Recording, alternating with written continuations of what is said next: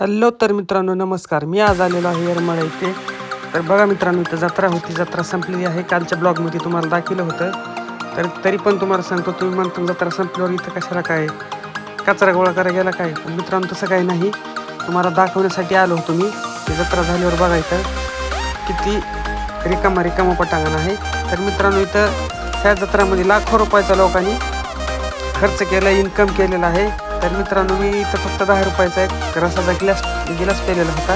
मित्रांनो तुम्हाला खोटं सांगणार नाही कवा, आणि तुम्हाला खरं काय वाटणार नाही. जे आहे ते रिअलमध्ये सांगितलेलं आहे मित्रांनो. मी तर काय खोटं कवा बोलत नाही, तुम्हाला काय खरं वाटत नाही. मित्रांनो बघा, ही रसपाणी आज ही सगळी आता क्वालिटी चालू आहे आणि सर्व पसारा ती आता बांधत आहेत मित्रांनो. तर बघा, जत्रा इथं एकदम फुल अशी होती.